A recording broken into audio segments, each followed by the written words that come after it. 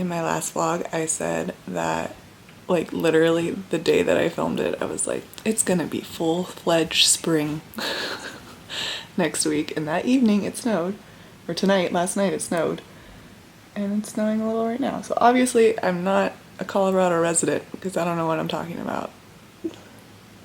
Well, I am, but I'm obviously new. What a noob.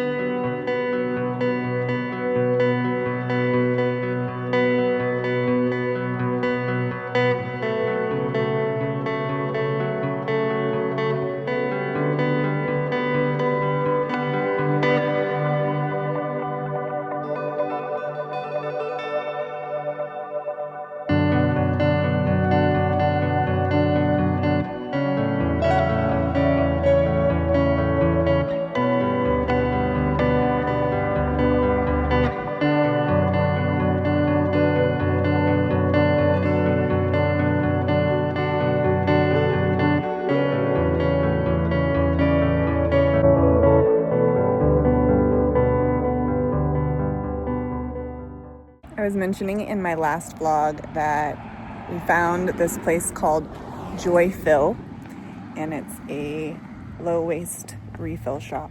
So we're gonna get our multi-purpose spray refilled. Oh, can you see the bottle? It's this like Blue Land bottle that I got a while ago. So sorry, Blue Land.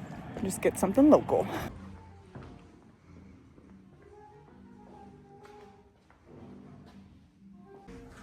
Decided to do humble suds based off of the recommendation that we got last time. So yeah, and we got a full bottle. You got the skew? No, what's the skew? Where is it? Probably. Is it 600? Maybe, yeah. Yeah, because it's 604. Okay, cool. 361. And what is your first name? So it ended up being 28 and a half ounces? 28.2. 28.2. So it ended up being only $7.60. Mm-hmm. So not only is buying in bulk good for the planet, it's good for the pocket. Okay, winter might be done because it's gonna be a high of 71 today, and we're going to go do our tried and true huckleberry latte and bonfire burrito. And then we're gonna walk around Sloan Lake. Never done that before. And it'll be good to just get some steps in. It's an octopus, according to Jamie. It's an octopus. It's my second matcha latte of the day. Jamie made my first one, and he made some, yeah, his art was a snowman. Burrito has arrived. Jamie's was burnt, but that's okay. I will wait. It is time. Grateful.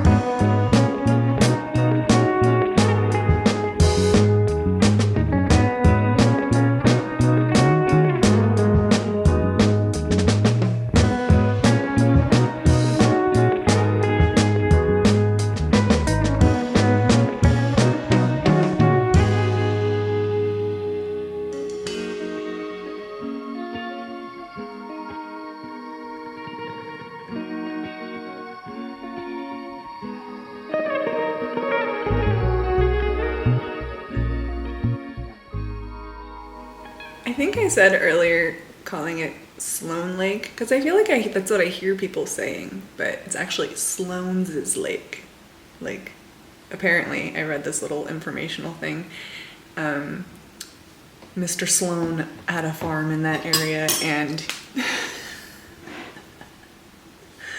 Mr. Sloan had a farm in that area, and he was digging for a well, and then all of that water produced a lake. So we were like casually walking around it, documenting, taking our time. So it took us about 2 hours, but I saw people lapping us. Like, people were having some hardcore runs around that lake and walks and stuff. So it's really nice. I recommend, because yeah, as you saw, it's really nice to get a view of the skyline and a view of the mountains when you walk around that lake. So it was nice. I want to do it again.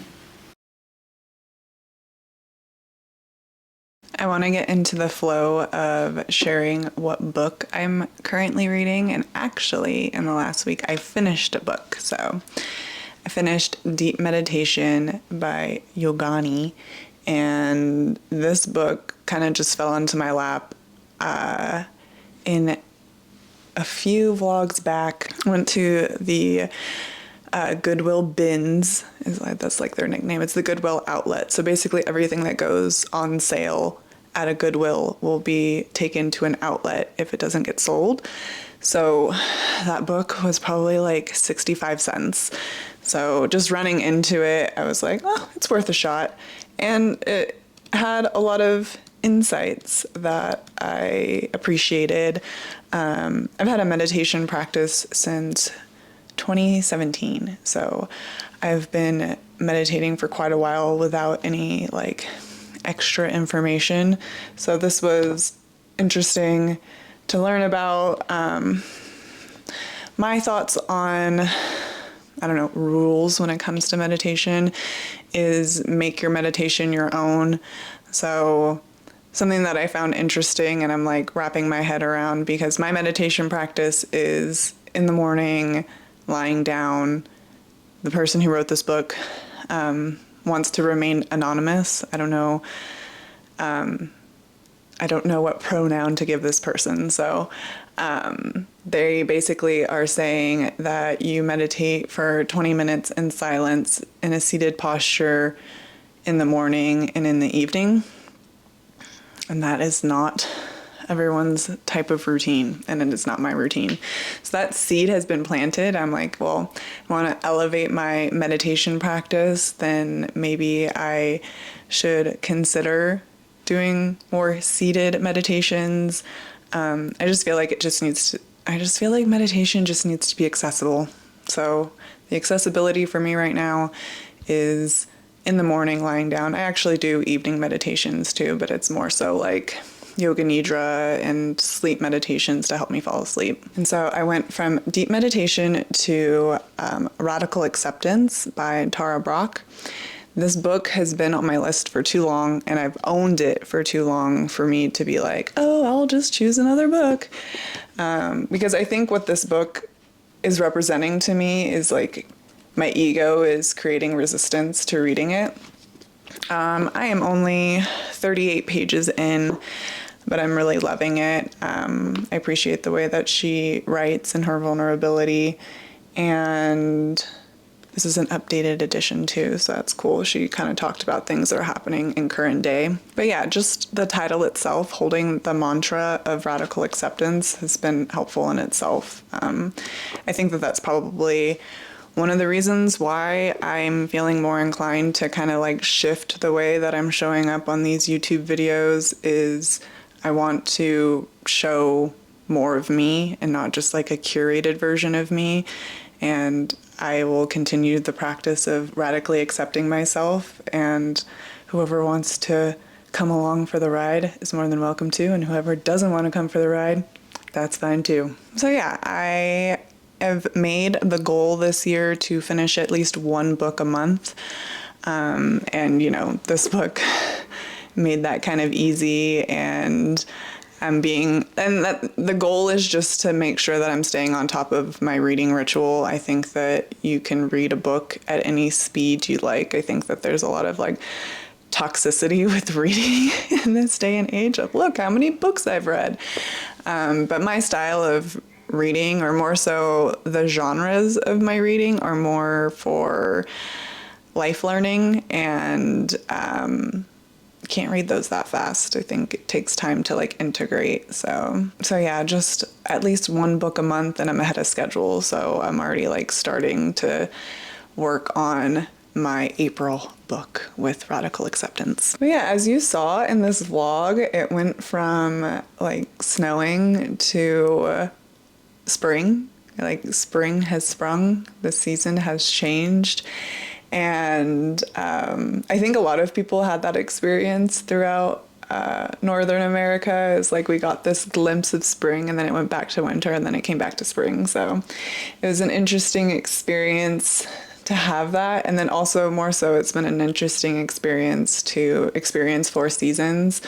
I'm originally from Southern California, lived in Austin for 5 years, and now it's just been, I've never had the experience of 4 seasons. So the fact that like there was more of a hibernation period during the winter, and like coming out of hibernation this past week has been really fun to experience internally, but also as a collective, just seeing like more people out and about, and been really enjoying like getting back out there, and like literally getting back out there. So my partner Jamie and I have been going on walks every day pretty much for the last week, ever since that snow stopped and it started warming up when we walked around the lake.